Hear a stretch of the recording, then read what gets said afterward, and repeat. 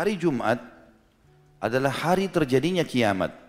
Sudah kita sebutkan sebenarnya riwayat tadi, tetapi saya kuatkan lagi dengan riwayat yang lain, riwayat Imam Ahmad dan Ibnu Majah. Kata Nabi SAW, penghulu hari, seluruhnya hari yang diciptakan oleh Allah, dari Senin sampai Ahad adalah hari Jumat. Dan ia adalah seagung-agung hari bagi Allah. Bahkan lebih agung bagi Allah daripada hari raya Idul Fitri dan Idul Adha. Dan pada hari Jumat itu terjadi 5 kejadian. Kata Nabi SAW, yang pertama, Allah menciptakan Adam pada hari itu. Yang kedua, Allah menurunkan Adam ke dunia pada hari itu. Yang ketiga, pada hari itu Allah mewafatkan Adam. Yang keempat, pada hari itu tidak ada satu saat di mana seseorang berdoa kepada Allah kecuali Allah akan kabulkan selama ia tidak meminta yang haram. Dan yang kelima, pada hari itu akan terjadi hari kiamat. Tidak ada malaikat yang dekat dengan Allah. Langit, bumi, angin, gunung-gunung, lautan, bahkan seluruh makhluknya Allah kecuali mencintai hari Jumat. Kemuliaan yang luar biasa.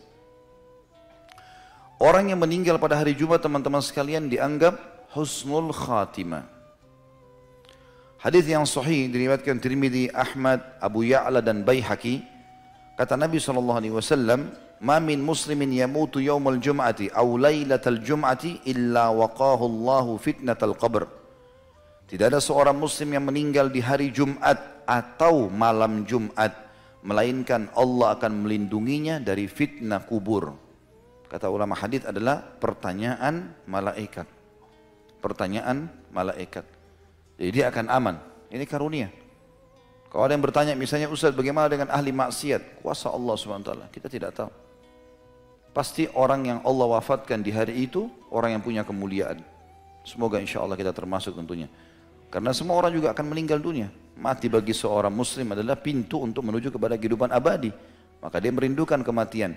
Dan Allah mengajarkan kita untuk mati yang terbaik. Mati syahid, mati hari Jumat, mati malam Jumat. Maka kita wajar meminta itu. Ya. Allah SWT akan memilih hamba-hambanya yang akan meninggal pada saat itu. Juga kalau teman-teman mau mendapatkan keutamaan sedekah yang paling afdal itu di hari Jumat. Apa saja kita mau keluarkan hari Jumat. Itu sedekah yang paling baik. Dan Alhamdulillah di Indonesia peluangnya luar biasa ini. Karena di hari Jumat menumpuk banyak orang-orang miskin di sekitar masjid minta sumbangan. Ada orang begitu lihat orang miskin lari menghindar. Kenapa menghindar? Ya. Kasih kepada mereka. Nanti dikeroyokin Ustaz, baik, mumpung dikeroyokin sama orang-orang yang bisa mendatangkan rezeki buat kita. Kalau kita dikeroyoki oleh ahli maksiat, wajar kita lari. Ya, masa kalau dikerumuni sama perempuan mau? Ya, ini yang bujang-bujang nih. Ya. Tapi dikerumuni sama orang miskin, itu sebuah karunia. Bahkan kata Nabi SAW dalam hadis sahih riwayat Imam Ahmad, "Innama turzaquna li fuqaraikum." Kalian malah diberikan rezeki dari orang-orang miskin kalian. Hadis tentang dilipat gandakannya pahala sedekah di hari Jumat adalah hadis riwayat Abi Syaibah, Ibnu Abi Syaibah. Kata Nabi SAW, "As-sadaqatu tudha'afu yaumul jum'ah." Sedekah yang dikerjakan pada hari Jumat akan dilipat gandakan pahalanya. Selain daripada semua tadi itu teman-teman sekalian, juga dianjurkan pada hari Jumat, ya, selain sholat, mandi tadi dan seterusnya rentetannya, berdoa, juga dianjurkan untuk membaca surah Al-Kahfi. Sebagaimana sabda Nabi SAW dalam hadis yang dihasankan oleh para ulama hadis, kata Nabi SAW, siapa yang membaca Al-Kahfi di malam Jumat, maka Allah akan memberikan cahaya wajahnya antara dia dengan Baitul Atiq. Kata sebagian ulama hadis adalah Ka'bah. Maknanya, kata sebagian ulama, Allah akan mempermudah orang yang rutin membaca Al-Kahfi di malam Jumat untuk sering mendatangi Mekah. Baik itu dengan umrah atau haji.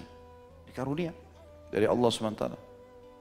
Ada riwayat yang lain dihasankan juga oleh para ulama hadis, siapa yang membaca Al-Kahfi di hari Jumatnya, maka Allah akan selamatkan ia dari fitnah Dajjal.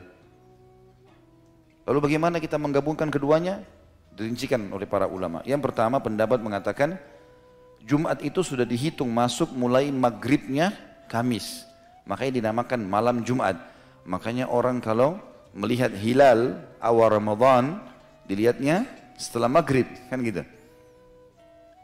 Maka ini sudah dianggap Jumat. Berarti orang kalau mau menggabungkan kedua hadis, dia boleh baca di malam Jumat sudah masuk maghrib, atau dia membaca hari Jumatnya besok. Dia mendapatkan kedua keutamaan. Dia dapat keutamaan cahaya wajahnya, ya, panduan untuk dia akan sering mendatangi Mekah, ya, atau Ka'bah, dan yang kedua adalah dia bisa mendapatkan keutamaan selamat dari fitnah Dajjal. Pendapat yang lain mengatakan kalau seorang muslim mau memiliki cadangan keutamaan, ya, dia punya tambahan ekstra, tambahan pahala, maka dia melakukan keduanya. Di malam Jumat dia baca, di hari Jumat juga dia baca. Maka ini keutamaan. Juga dianjurkan untuk memperbanyak salawat kepada Nabi alaihi salatu wassalam. Hadis sahih riwayat Imam Muslim. Tadi sudah sempat saya singgung hadis ini, kata Nabi SAW, hari Jumat adalah hari yang terbaik sepanjang terbitnya matahari. Maka perbanyaklah salawat untukku, karena salawat kalian dihantarkan kepadaku. Hadis ini riwayat Muslim dan Ibnu Majah. Kemudian juga selain daripada itu, hari Jumat dianjurkan seorang muslim untuk memperbanyak semua jenis amal saleh. Ada sebagian ulama teman-teman menyebutkan sampai 100 keutamaan hari Jumat. Tetapi memang tidak bisa kita sebutkan semuanya karena kebanyakan masuk dalam globalnya penjelasan tadi, atau memang ada yang mendatangkan beberapa riwayat yang dilemahkan oleh para ulama. Intinya memang sangat luar biasa hari Jumat itu.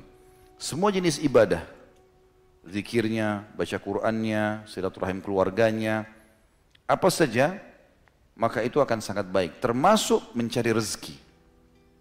Termasuk mencari rezeki. Karena Allah katakan dalam Al-Quran, surah Jum'ah tadi, A'udzubillahi minasyaitonirrajim, فَإِذَا قُضِيَتِ الصَّلَاةُ فَانْتَشِرُوا فِي الْأَرْضِ وَابْتَغُوا مِنْ فَضْلِ اللَّهِ وَاذْكُرُوا اللَّهَ كَثِيرًا لَعَلَّكُمْ تُفْلِحُونَ.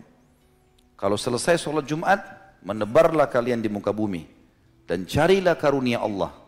Ulama tafsir mengatakan karunia Allah rezeki, ya, bertemu dengan orang-orang yang dicintai, silaturahim keluarga, apa saja yang membuat seseorang muslim bahagia, gitu kan. Menyebarlah di muka bumi, carilah karunia-Nya, dan berzikirlah dengan Allah dengan zikir yang banyak. Maknanya jalankan, aplikasikan semua perintah agama pada saat itu, jauhi semua pelanggaran agar kalian beruntung. Itu kata Allah Subhanahu wa taala. Ini karunia yang sangat besar, teman-teman sekalian. Ya.